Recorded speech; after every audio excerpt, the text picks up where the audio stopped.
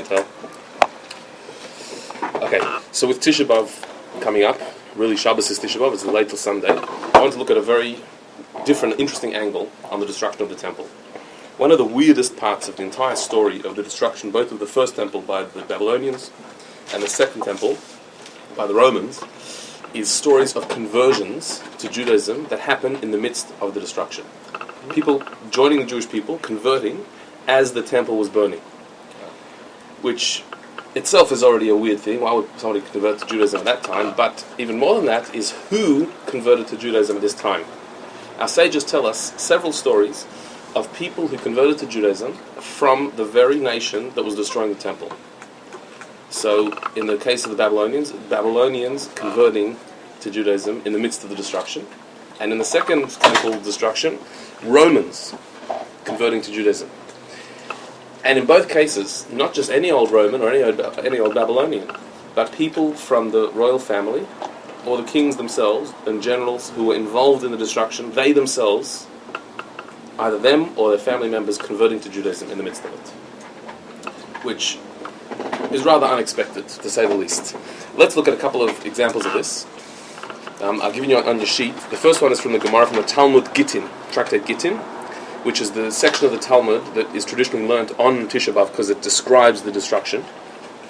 It says the following. This is talking about the first temple being destroyed. Nevuzaradan was the general sent by Nebuchadnezzar, the king of Babylon, to destroy the temple. So Nevuzaradan noticed the blood of Zechariah bubbling up warm and asked what it was. This was in the temple itself, on the ground. There was the blood of Zechariah the prophet, bubbling on the floor. He'd been killed hundreds of years before because he prophesied the destruction of the temple and the immorality of the Jewish people. He was a Kohen, a priest and a prophet, and he was killed by the Jews in the temple. And his blood sat on the floor of the temple and was bubbling ever since. So Nevuzaradan, the Babylonian general who's destroying the temple, came and saw this blood bubbling. So he said, what is it? So they said, it's from the blood of sacrifices which is poured there. That's what he told them. That's what the Jews, the Kohanim in the temple told him. It's blood from sacrifices. So he had some blood brought, but it was different from the other. Blood from sacrifices doesn't look like this. This is bubbling on the floor, and normal animal blood doesn't do that. So he said to them, if you tell me the truth, well and good. If not, I will tear your flesh with combs of iron. That was what he threatened the Kohanim. So they said, okay, what can we say to you? We'll tell you the truth. There was a prophet amongst us who used to reprove us for our irreligion, and we rose up against him and killed him, and for many years his blood has not rested. He said to them, so that he told them the truth. This is the blood of our prophet that we killed. So Nevuzaradan said to them, I will appease him. The blood of this prophet I will appease. He brought the great Sanhedrin and the small Sanhedrin, the higher court and the lower court, and he killed them over the blood of Zechariah. One by one he killed the rabbis of the Sanhedrin over the blood. But the blood did not cease from boiling. He then slaughtered young men and women, but the blood did not cease. He brought school children and slaughtered them in the temple over the blood of Zechariah, but the blood did not cease. So he said, Zechariah, I've slain the best of them. Do you want me to destroy them all? Like, how am I going to make up? When he said this to him, the blood stopped boiling. Straight away Nevuzaradan felt remorse. What have I just done? He said to himself, hang on a minute. If such is the penalty for slaying one soul, what will happen to me who have slain multitudes? Right? If they killed one guy in the temple and his blood has been boiling, and as a result, look how many people just died. So what did I do? I just killed all these people in the temple. What's going to happen to me? He suddenly realized that he didn't do such a smart thing. So what do you do? So he fled away, ran away, and he sent a deed to his house disposing of his effects, and he became a convert, converted to Judaism. Nevuzaradan, this guy who just slaughtered hundreds of people in the temple, he was the general destroying the temple, he went and converted. So that's a good question. Which Beis Din did that? Which rabbis accepted him? So that's what it means that he ran away. he had to run away to somewhere. Back then, even he was the general of the Babylonian army, his face was not known in the next town, and so he became anonymous, incognito, took on a different name, And now David's a and nephew. converted. That's right. Yeah, just watch out for him. Don't mess with him. So this guy converted to Judaism. That's the story that the Talmud says. Unusual, pretty weird. If that's not enough, in the Second Temple, when the Romans were destroying the Second Temple, similar thing happened. This is the second thing, also in the Tractate Gittin, page before. The Roman Emperor sent Nero, the Caesar, against the Jews. As he was approaching, he shot an arrow towards the east, and it fell in Jerusalem. He then shot one towards the west, and it again fell in Jerusalem. He shot towards all 4 points of the compass, and each time it fell in Jerusalem. Meaning, this was an old Roman way of seeing, are you going to be successful in your battle? That you would shoot an arrow in all different directions and see where the wind took it. And as he's marching towards Yerushalayim, he's shooting the arrows, and everywhere that he shoots the arrow, it all points to Yerushalayim. Could be the wind was going that way. But anyway, he took this as a sign. He is supposed to conquer, and he will be successful in conquering Jerusalem. This is where he's supposed to go. He said to a certain boy, repeat to me the last verse of scripture you have learned. Which this is also a way of divining the future, which is, by the way, halachically acceptable. If you ask a kid coming back from cheder, from school, from his Hebrew class, what verse did you learn today? What did you study? And whatever he says to you, that verse you're supposed to hear. It's a message to you. And it says in the Talmud, this is a permissible thing. You could actually do this. This is not considered magic. To hear the Torah somebody's learning, you could do that now? To you. Yeah, go ahead. Ask a kid, what did you learn today at school? And listen, and there's a message for you there. So, we'll have to learn something. But this Roman somehow knew this Jewish practice. He saw a Jewish kid, and he said, what did you learn today in school? So the verse, what was the verse that the kid learned? And I will lay my vengeance upon Edom by the hand of my people Israel. This is a verse, a prophecy that God says that he will take revenge against the nation Edom, which is Rome, for my people Israel. So, what does that mean? The Romans are the ones that defeat Israel, but the Romans, God will take vengeance. He'll get them back. So, Nero hears this and he says, the Holy One, blessed be he, desires to lay waste his house and to lay the blame on me. On the one hand, I shoot the arrows that all go to Yerushalayim. I'm supposed to go to Jerusalem and I'm going to be victorious. That's what all the signs say. On the other hand, I ask the kid and he tells me that God is going to take revenge on Rome who destroys the temple. So God wants me to destroy the temple and then I'm going to get punished for that. So what do? He ran away and became a convert. Converted to Judaism. Not only that, but Reb Meir, the great Reb Meir, was a descendant of him. Reb Meir Balanes, the great Reb Meir of the Mishnah, was a descendant of Nero Caesar, who was on his way to destroy the temple on behalf of the Romans. And he did it? No, he didn't do it. He converted to Judaism. And another general came. Interestingly, by the way, in Roman history, Nero was a known person. But if you read the Roman history, what happened to Nero at the end of his life? According to their history, he went crazy. Yeah, that's right. He went crazy. And they're right, he became Jewish. It's just a different way of saying it. The same thing. They explained that he went nuts, he went insane, and off the scene. Whereas we know the full story, that really did. He's in the back of a shul somewhere. Every shul has one. So here again we see not just a Roman, but Nero himself, the Caesar, the one who's on the way to destroy the temple, he ends up converting to Judaism. There's another very famous example of the successful general who did destroy the temple. His name was Titus, and he had a nephew who was called Onkelos. Mm-hmm. And Onkelos, the nephew of Titus, also converted to Judaism. Not only did he convert, but he wrote the translation into Aramaic of the Torah, which is printed in every single Chumash everywhere around the world till this day. Onkelos, the convert, the nephew of Titus who destroyed the temple. So something weird is happening here. The very people who destroyed the temple, at the time of destruction, they or their family are joining the Jewish people. Do we know why Onkelos? What was his story to convert? There is a story in the Talmud about his it doesn't say exactly what his attraction to Judaism, but it says that he actually converted a lot of Romans with him. Really? Yeah. So, it also tells a story. We might learn it on Tisha B'Av, actually. We usually do. That he made a seance in called back his uncle and asked, should I convert? He called back three people. His uncle Titus, Bilam, and Jesus. That's what the Talmud says. Wow. And he asked those three, should I convert to Judaism? So his uncle said, it's too hard. Being Jewish is too hard. There's too many laws. Don't go for it.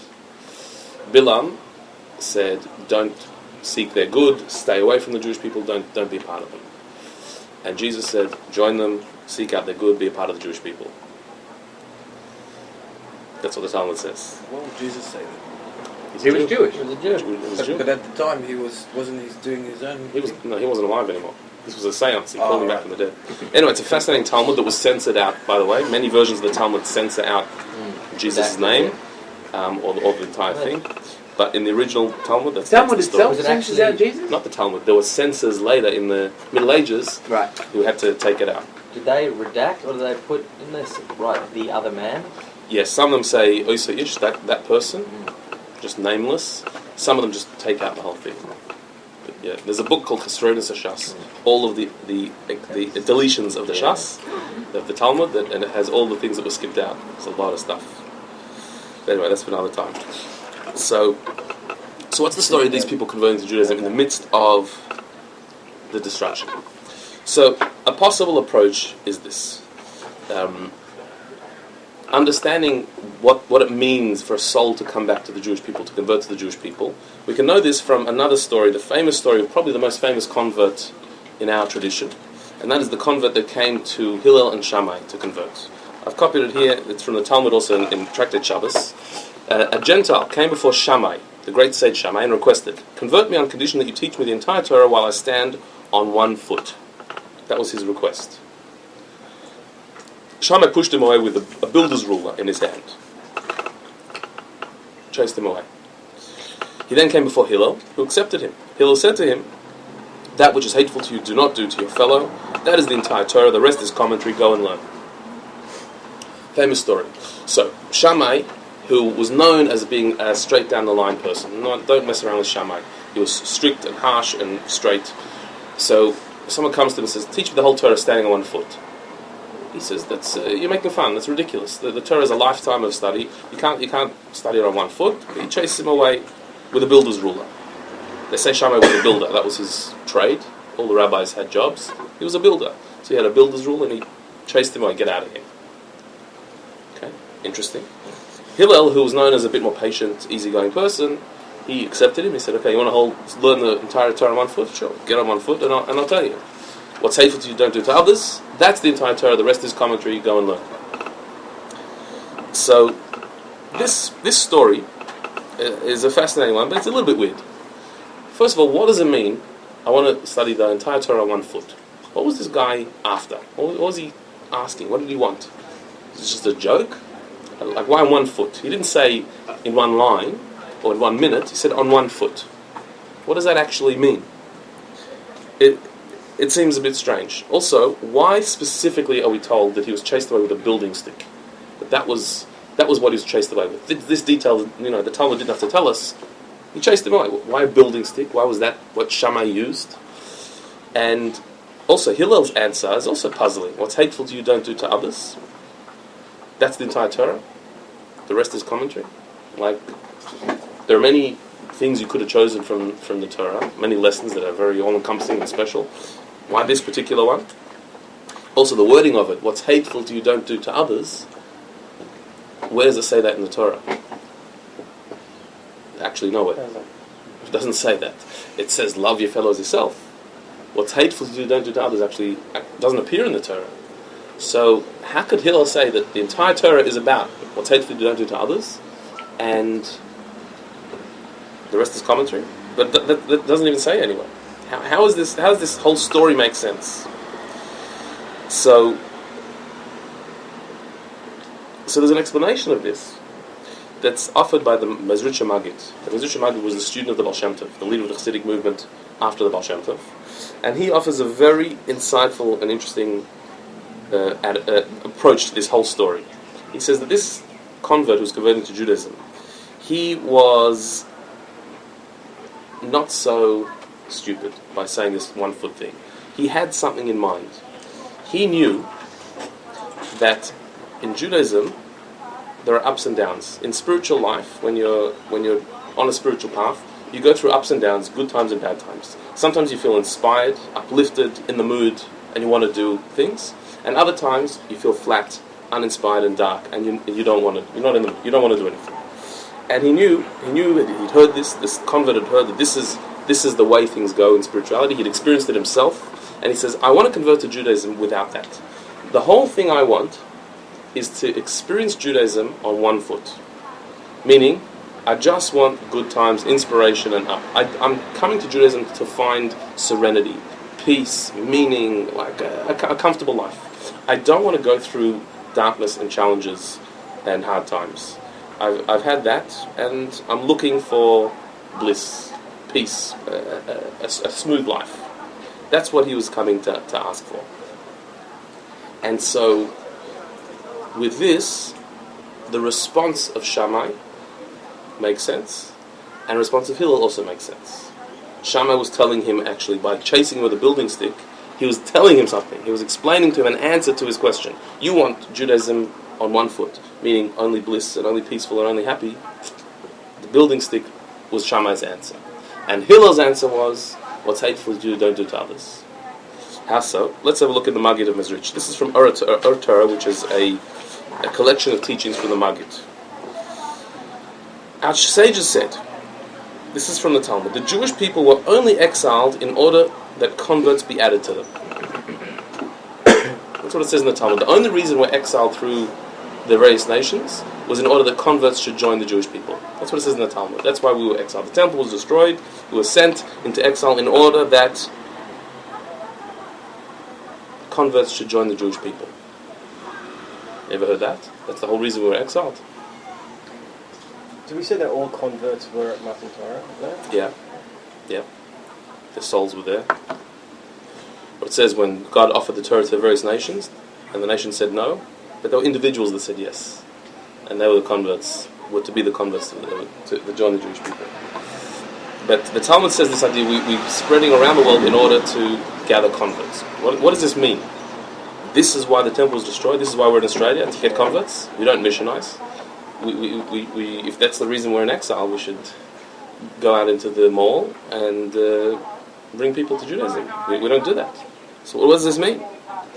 So the Maggid of Mezrich explains this in a very deep way. He says the following: a righteous person wants to always remain in front of his master in a state of holiness. But nevertheless, there are times when he falls spiritually to a lower state, and this is in order that he captures sparks of holiness that are caught in the spiritual wilderness. Meaning, it is like a king who commands his son to go retrieve a treasure of his that had been taken to a foreign land. The son has to dress in different clothes in order that he not be recognized. And when he is successful, he is closer to his father than before. These sparks are called converts. Again, what's he saying? That even though a person wants their life to be smooth, and if you want to be a righteous person, you want things to go well all the time, but God makes it that we fall sometimes, that we go into exile, that things don't go right all the time, that we go into dark places sometimes in our own lives, where sometimes either we slip up, or we're challenged, or we're just uninspired. The reason we're sent there is because in that dark place, there are other souls that are stuck there, and they can't get themselves out. So we are sent into that dark space in order to help them come out. So when you go through when you go through a time of blackness, of uninspiredness, of disconnection, and you come out of it, you bring a bit of light to that level of darkness, and another soul that is going through it themselves and can't get themselves out is helped and brought out of their lowly state. These are the converts, these are the sparks of holiness that we're sent into exile to gather. So the Maggid is saying, the reason we are sent into exile, he doesn't just mean exile of the destruction of the temple. He means anytime you are exiled, meaning you feel disconnected, anytime you're going through a darkness, a challenging time in your life, the reason is so you can go down and bring treasure, bring some holiness that is buried in that darkness. And that includes people. There are souls that are stuck in darkness that need to come out of it. So what this means on a broader scale is that there are people who, in their own lives, they're going through problems, serious problems, that they cannot get themselves out of. Serious depression or horrible circumstances in their family or whatever, financial issues, whatever it is they're going through a horrible, dark time. They're stuck there. And they can't get themselves out. They don't have the strength to get themselves out. So somebody has to go down to them and help them. So there's literally doing that, going and meeting a person, helping them, giving them encouragement. But to do that, you have to go into their world. But there's a spiritual way of helping them, and that is when you go through your own darkness, not as bad as them, but you go through a down time, and you overcome it, you get through it, and you survive it, you bring a little bit of light into that level, the spiritual level where they are. You don't meet them. They could be on the other side of the world. We're not talking about people you meet even. But spiritually you've met them because you're in a down, and they're also in a down. By you overcoming it, you send a bit of light, of energy, of hope to them, and they can be inspired to move out of their space and to go higher, to resolve their problems and to move out of it. Do you mean that, like, the last time you were down in dumps, you figured out a way how to lift yourself up so you have a tip for that person? Like, so afterwards? Or is it no, the same? Because we're talking about, it's not that you tell them, it's not that you go to them and say, look, I went through this. Yeah. That's one way you can help people. Yeah. This is talking about a different thing. This is talking about a person you've never met, and you will never meet, and you'll never hear this story. Somewhere on the other side of the world, there's a person going through a down, and they don't have the strength to get out of it. When you go through your down, so physically you're very far away, but spiritually you're in the same place. You're in the same space of darkness. And by you overcoming that, you bring a bit of light into that darkness, and that will connect to that person that they will be able to be inspired. Why are they inspired by you? So it says that the Hasidic masters say that souls have families. We are connected, our souls are connected to people, just like in the physical world you have your family, your relatives. In the spiritual world you also have relatives. You have other souls that are connected to your soul. And so when you go through something, it can affect them, and they can affect you. It goes both ways. So when you're going through a down, but you get over it, you overcome it, you face the darkness and you inspire yourself again. So all the souls that are connected to you feel a bit of a boost. And if one of those souls is stuck in a darkness that they can't get out of, you can help them get out of it, that their own powers wouldn't be enough for. Is there any way to identify who your soul brother is? Well, yeah, sometimes you meet somebody and you connect straight away. Like, you've never met them before, they might be from a very different background, but you just connect and click straight away. That's an indication that maybe your soul brothers, your soul relatives, there's a connection there. It's like a level of a soulmate, different thing, but it's the idea of someone who's from your soul family. You just connect. But many of them are people that we never meet. Yeah. It's similar to the concept, like new insights being brought into the world. Yeah. Like when someone comes up with That's right. an idea, it's much easier for somebody else, even if they've never met, they could also, because you made it available. Yeah. So here as well, when you have gone into a darkness and got out of it, you've created a pathway out of this darkness that is now available for others, even though they never met you. And it can happen to us as well. We can be on the receiving end. Sometimes you are going through a thing where you're just feeling flat and everything, and suddenly you get this boost of energy, where you motivated again, and you wake up. Where did it come from? You didn't initiate this. It came from your soul brother somewhere on the other side of the world who is also going through something and overcame it. So it's an amazing thought. It means that sometimes you might be going through a darkness in your life, and it's not for you. It's for somebody else. So you can go there and come out of it. That's the whole point of your particular challenge now, is so you can bring a bit of light into a level of darkness that will help somebody else who can't do it on their own, because you do have the strength and they don't. It's an amazing thought. So this, the Maggid says, is the meaning that the Jewish people were sent into exile to gather converts. What does it mean? You were sent into exile, meaning that the only reason you're ever exiled, you're ever disconnected, you're ever in a state of darkness, is in order to gather a spark of holiness that is stuck in the darkness, so it should return, it should connect. That's what a convert represents. A spark that is stuck in the darkness that needs to come back. And also literally, there are literally converts, meaning Jewish souls. A convert is a Jewish soul that has become lost in the outside world and needs to come back and be reactivated to become Jewish. Like Marjorie. So, with this, we can understand very well the interaction between this would-be convert with Shammai and then with Hillel. Have a look at what the Maggid says, the second paragraph. When the Gentile approached Shammai with a request to convert on one foot, he meant that he wanted to always remain in a single state of elevation. Meaning, I don't want to go through dark times, I don't want to go through challenges, I don't want to have these patches in my life. I want smooth, holy inspiration connectedness. So Shammai rejected him with a building ruler, for this is the structure of spiritual life. That even a righteous person has to sometimes experience it down in order to raise the sparks. The whole way we build, Shammai was telling him, the way we develop, the way we grow, is by going into a dark space, overcoming it, elevating the sparks in that place, and then going up again. And then we've added, because we've added new sparks. We're rebuilding, we're reconnecting all those lost sparks. So he with a building stick, chased him away to tell him that the way to build the structure of holiness is by going in dark, in the downs, overcoming them, and regathering more and more sparks. So you can't be Jewish without going through these downs. It doesn't work. Hillel told him the same thing, but in a different word, in a much more powerful way. What did Hillel say? Look at the bottom. Hillel responded differently. What's hateful to you, don't do to others. If it weren't for the fact that some righteous person had fallen from his elevated state, you yourself would never have been lifted. So what's hateful to you, don't do to others. You know what he's saying? Hitler says to the convert, you want to convert to Judaism. What does that mean? That means that you have a latent, hidden Jewish soul. There's a Jewishness in you that was waiting to come out. But it was lost in the other nations there. It was buried in a non-Jewish body. And it was waiting to come out. What inspired you to convert to Judaism? What inspired you to come and want to rejoin the people? It must be that some Jew somewhere in the world was going through a down, a disconnect, and they overcame it and reconnected themselves. And by doing that, that inspired your soul, who was disconnected, to reconnect.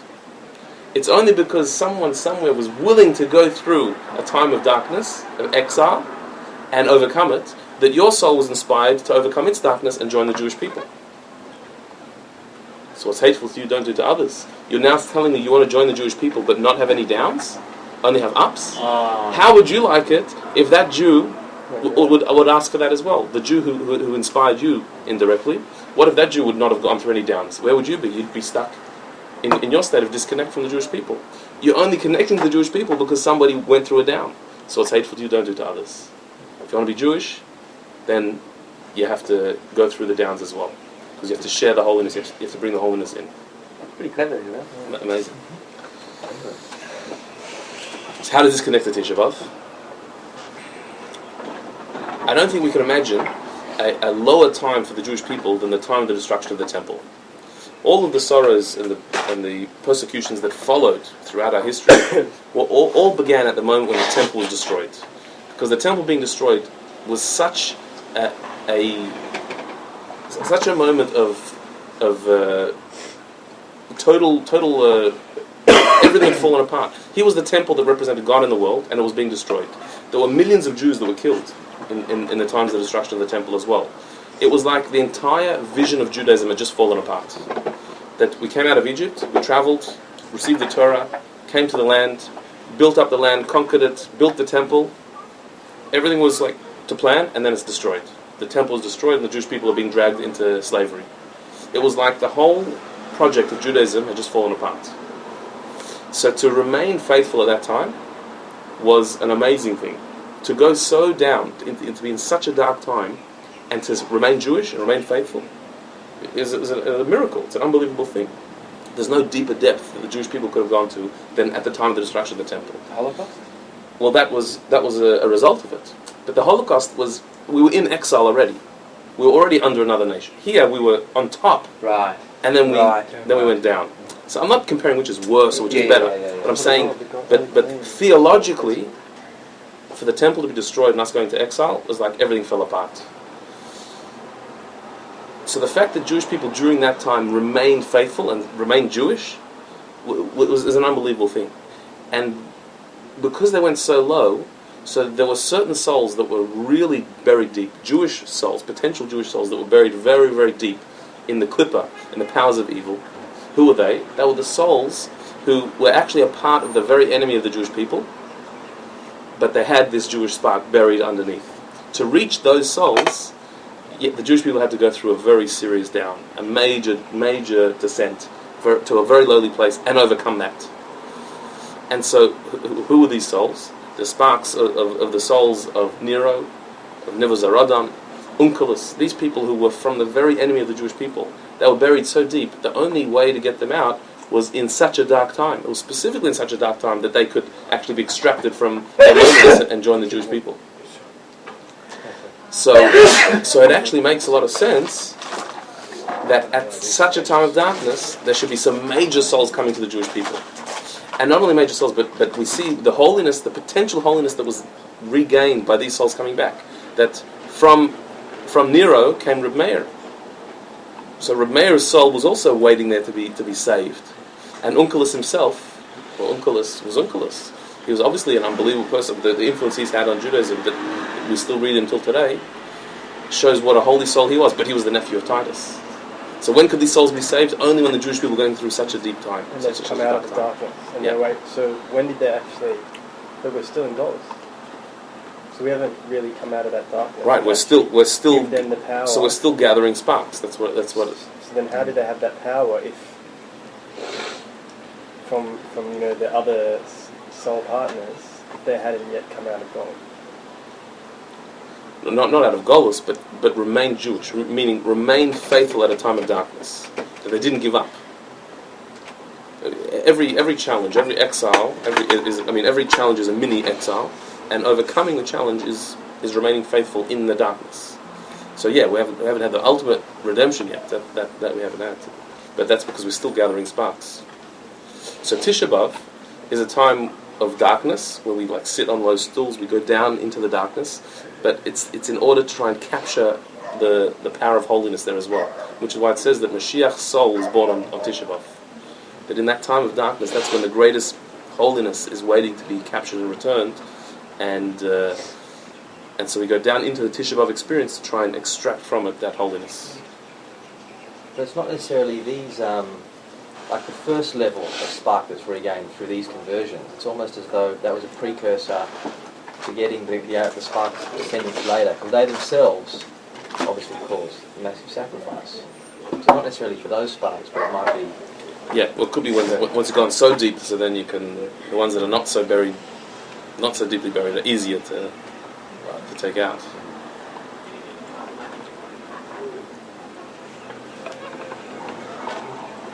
Yeah.